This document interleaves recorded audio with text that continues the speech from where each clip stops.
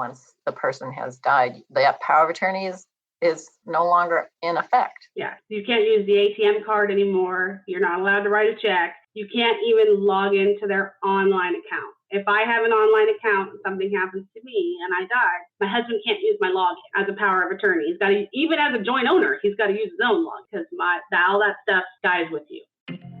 Welcome to Absolute Trust Talk with your host, Kirsten Howe. Absolute Trust Talk brings you tips, tools, advice, and interviews to help you build a reliable knowledge base on estate planning, business, and finance to start preparing for your future today.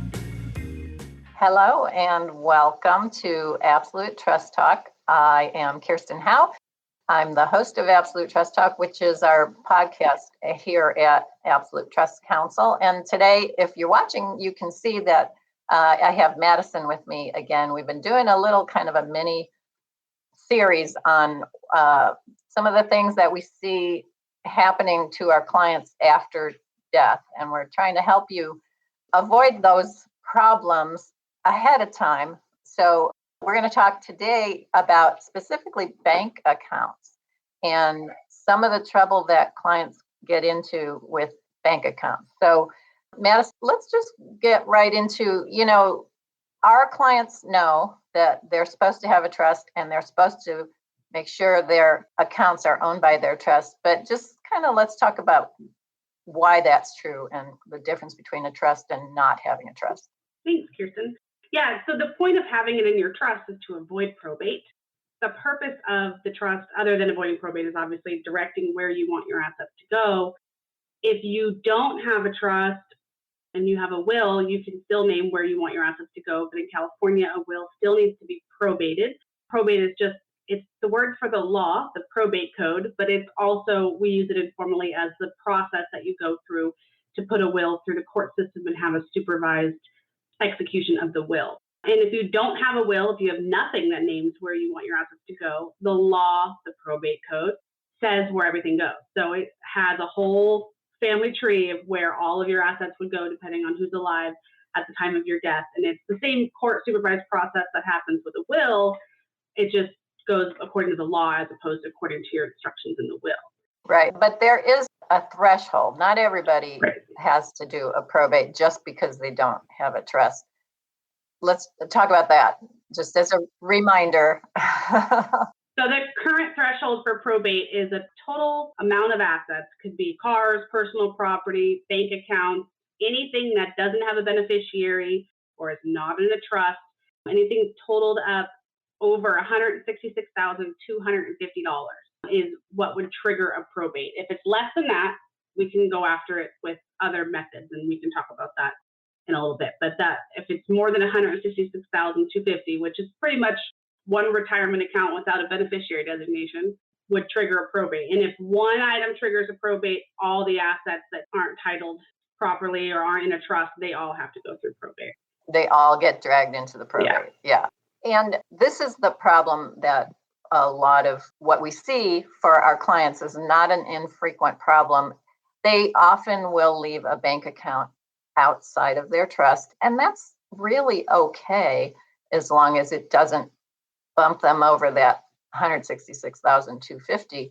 But what happens when the bank finds out that the person has died is they freeze the account. So that's a problem. We have clients also who have been acting under a power of attorney and managing someone's bank account for them while they're alive. But then, well, let's talk about what happens to that power of attorney when somebody dies. Yeah, so when your power of attorney is good while you're incapacitated or while you're alive, depending on how it's written. But once you die, that power of attorney is now null and void. Right. You do not own your assets anymore after you die. They now belong to your estate, which is just, a fancy theoretical thing, but you don't own it. So your power of attorney is no longer valid. Right. And so actually we have not many, but we have had occasions where clients continue after the person has died, continue accessing bank accounts because they had been accessing them under a power of attorney while the person was alive. But I think that's not legitimate once the person has died. That power of attorney is is no longer in effect. Yeah, you can't use the ATM card anymore. You're not allowed to write a check. You can't even log into their online account. If I have an online account and something happens to me and I die, my husband can't use my login as a power of attorney. He's got to, even as a joint owner, he's got to use his own login because all that stuff dies with you. You can't even use the money to pay for a burial or anything of that nature. You don't get to have access just because it's an emergency. Right.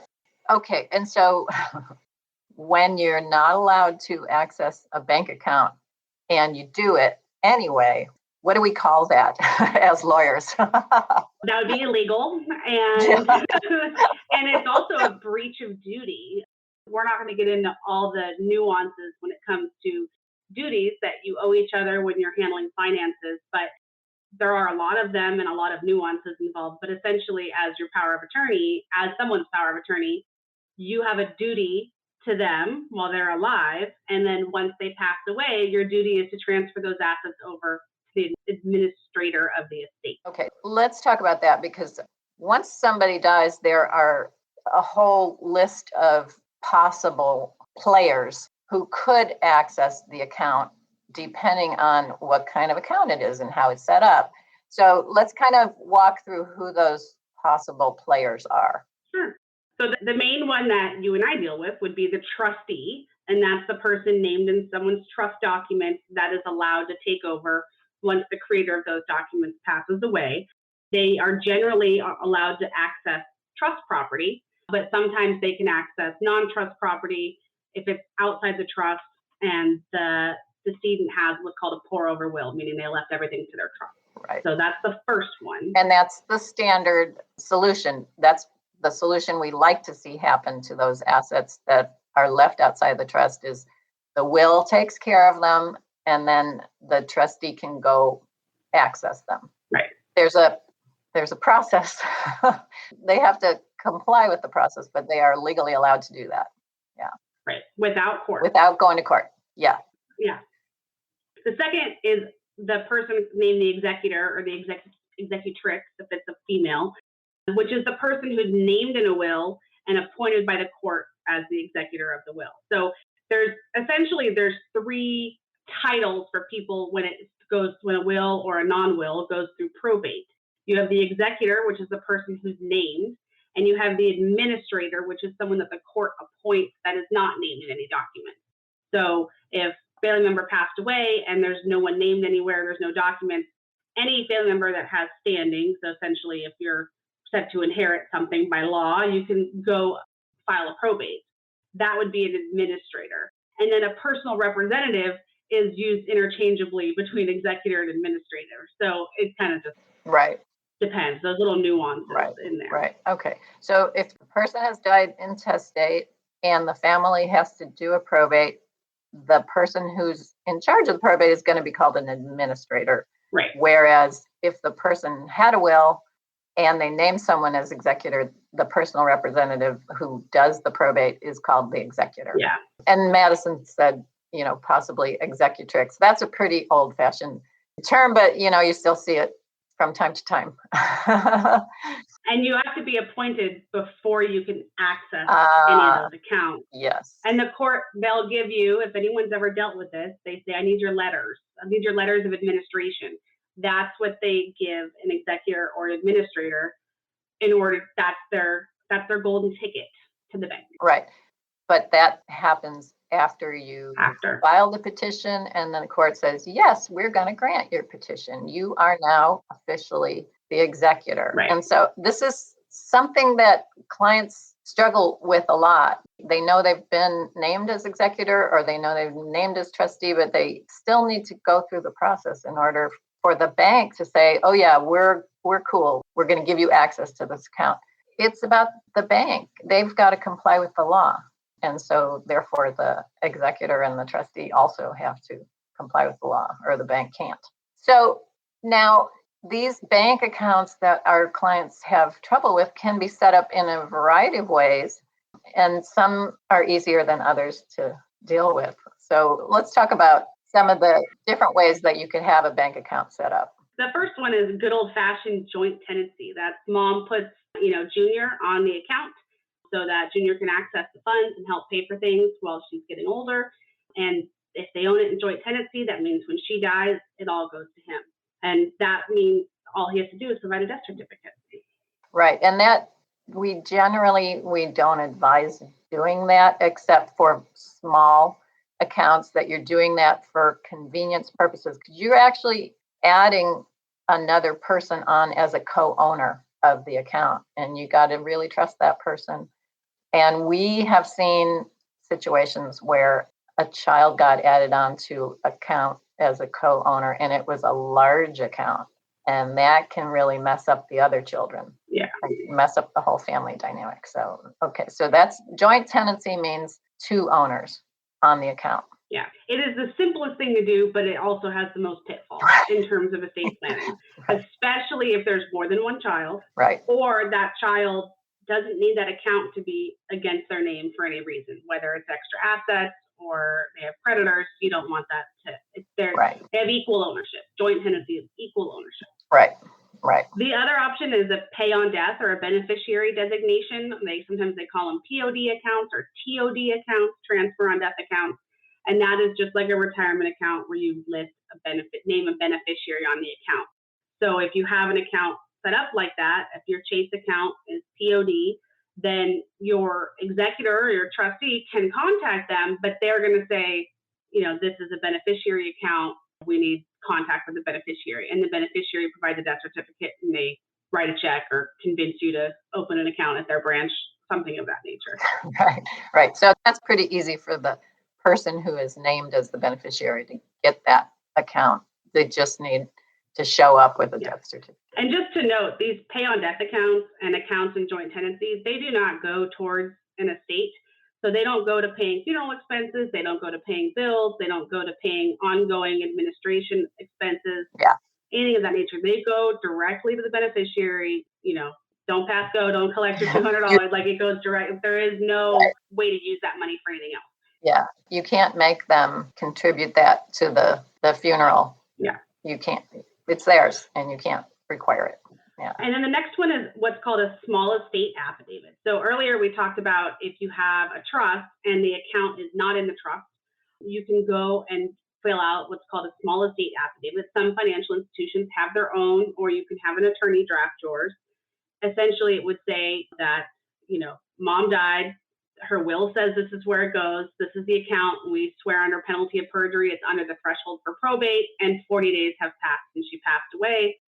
You sign it with a notary, turn it into the bank for the death certificate, and they will issue a check to the trust. If there is no trust, then you have to say who the beneficiaries are according to the terms of the will. And if there is no will, then and according to the law of intestacy that we find in the probate code. Yeah. Yeah. This small estate affidavit, it's interesting. I mean, this is something that we do in, would you say most of our trust administration cases have at least one? Yeah, I mean, and that's what we do, but everybody signs one when they go to transfer a title at DMV. Oh, sure. Yeah. They don't know that's what they're signing, but that's essentially what they're doing to transfer the cars. Yeah. Yeah. Yeah. But I'd say it's easily over half. So I'm saying most of our trust administrations, there's a trust, but there is a bank account or something that got left out of the trust, and we do a small estate affidavit. That happens very often. Yeah. And you see it a lot with life insurance policies or insurance policies where either there was no beneficiary listed or the beneficiary predeceased. So if it's the husband died first and the wife never changed her beneficiary designation, then there's no beneficiary. So it would be her heirs or her trust, depending on the situation. So you see that a lot too. Especially, a lot of people, I don't know how many, but it's not uncommon for someone to have a small life insurance policy that they kind of forgot about. They've had it for many, many, many, many years, and the beneficiary died. And it's not the thing that you think about. Oh, my beneficiary died. I better go dig out that little $8,000 life insurance policy and take care of it. People just don't remember to do stuff like that. So that's where that comes into play a lot, I think, is these small policies that people have owned, forever. They bought it thinking, oh, this will pay for my funeral. And, Yep. and Like no one can get access to it to pay for your funeral.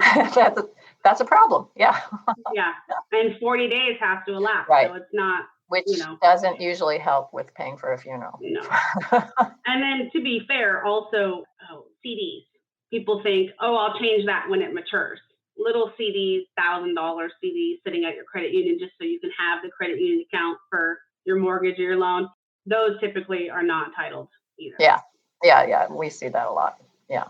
Okay. And then finally, as we've said, if you have the assets that aren't in a trust and they are above $166,250, that's when a probate will have to happen.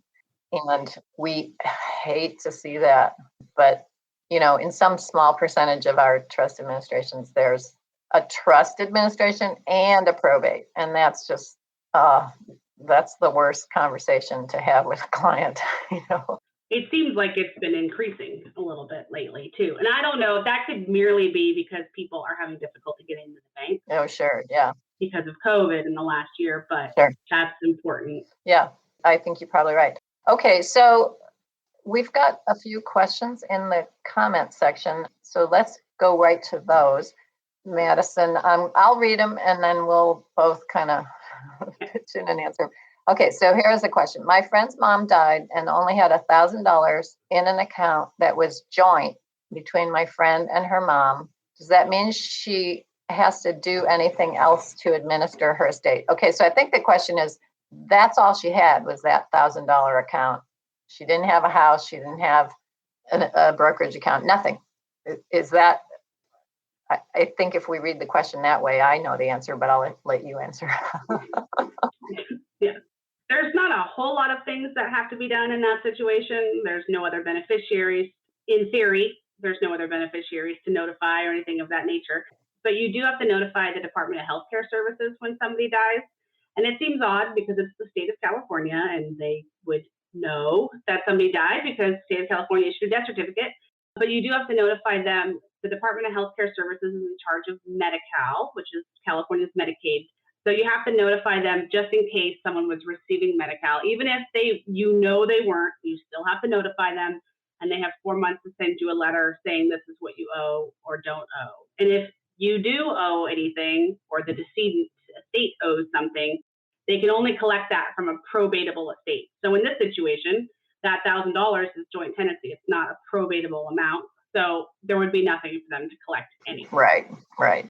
So in this case, the joint tenancy works nicely because now nobody has to do a probate. Nobody has to do a small estate affidavit. All you got to do is notify Department of Healthcare Services. And that every time somebody dies, Department of Healthcare Services has to be notified. A lot of people don't know that. So thanks for pitching that into the conversation. Yeah. Okay, so another question. As power of attorney, can I use the account to pay for funeral expenses or the costs associated with opening a probate? It's not free. Probate court is not free. There's at least at a minimum a filing fee, which is $435. But so the question, if I have power of attorney, can I access that bank account? Madison, I'll let you. No. Don't do it. I don't know the specifics, but I'm pretty sure it is illegal and it's probably a felony. I don't know if the dollar amount matters like it does with normal theft, but it's against the law and I wouldn't want to mess with that. Well, right. And if you're talking about a bank account, the banks are governed by federal law. So you might be getting into trouble with federal law and you don't want to do that. So don't do it. There are better ways to do that. Okay. Again, another person asking a question about power of attorney. If I have the power of attorney, should I notify the bank that the owner has died? Okay, so this one's kind of an it depends. It would seem like you should notify them, provide a death certificate if you have one. However, if there's an ongoing trust administration, somebody owns a house, the utility bills come out of the account automatically because one of the items that is typically not in a trust is the checking account that everything has automatic withdrawals and automatic deposits. Right. So if all those automatic withdrawals are keeping the lights on in the house or making the mortgage payment, you probably don't want that account frozen. but you would want to communicate all of that information over to the executor or trustee or personal representative or administrator so that they can handle that. Yeah, it doesn't mean you're accessing it. You want to get those automatic withdrawals turned off before you notify the bank, because the minute they know, they're going to freeze the account, and now all these automatic withdrawals are going to bounce, and you don't want your mortgage payment not getting paid because the account is frozen. So yeah, that's a case by case thing. I guess it's the answer. Yeah, I like the very first thing you said. Yeah, it depends. Classic attorney answer. It depends. It always depends. Everything's so fact specific. We can give generalizations, but okay. I think there's one more. Let's see. I can read it to you. Yeah. Okay, so it says, my mom is the executor of her brother's estate. He unfortunately passed during COVID. My mom has settled his estate, and when should she close his bank account? So I think it would be after his final tax return is handled, assuming that everything else is completely done. Like if there was a probate, that's closed, or if a trust administration, that's all done. Yeah, I mean, if she's the executor, it's no longer his bank account, it's the executor's bank account. Right. But if the question is it okay now to pay everything out? I mean, if we always say hang on to some of the money until you filed that last tax return. You just never know what's coming. Yeah, I mean, with a probate, you get a final order from the court saying pay X, Y, and Z, $5, $10, $12. And so you know that, and then you have a reserve for the final. If he had a bank account, and this is separate from the estate account that was opened after the probate was opened, then you could just move all that money into the estate account and close his personal account. Right. That's fine. Which is that's what you should be doing as the executor. You need to close the decedent's accounts as soon as you get your letters. Okay, I think those are all the questions. Let me just double check and make sure I didn't miss one. I don't want to not answer questions if people are nice enough to watch us.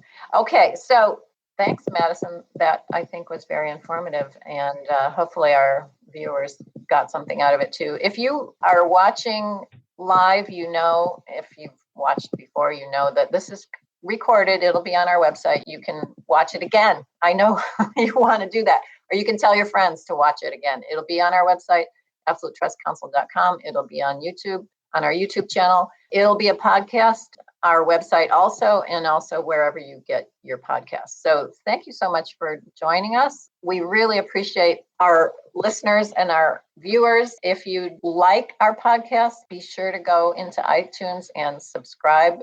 You can find it by just typing in the words Absolute Trust Talk or my name, Kirsten Howe. It'll come up. You can see all of our previous episodes on our website. We've got a ton of episodes. We've got a ton of stuff on our website, absolutetrustcounsel.com. So please go and look and find things that will be helpful to you. That's why they're there. We're here to educate and help you. So thanks for watching, and I look forward to connecting with you next time. Thanks, Madison. Thank you, Kirsten.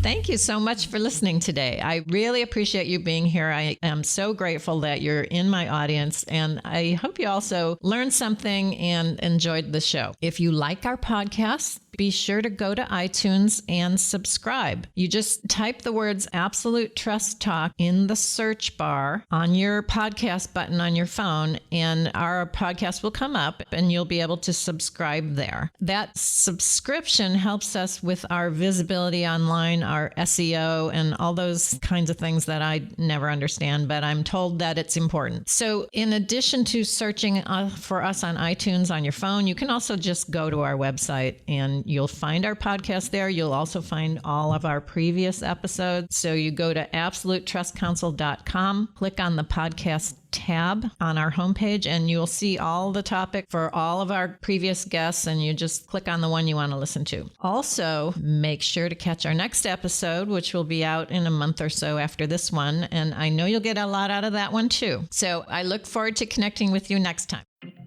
Thank you for listening to Absolute Trust Talk. If you loved this episode, head on over to iTunes to subscribe and leave us a review.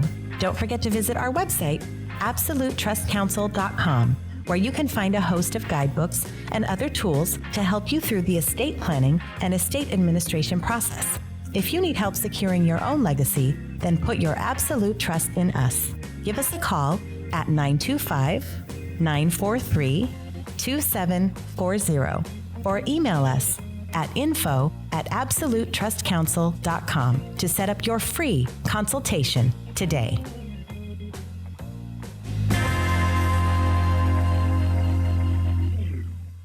This podcast is not meant to take the place of legal advice from an attorney and does not create an attorney-client relationship. If you do have a legal question or issue, please consult with an attorney.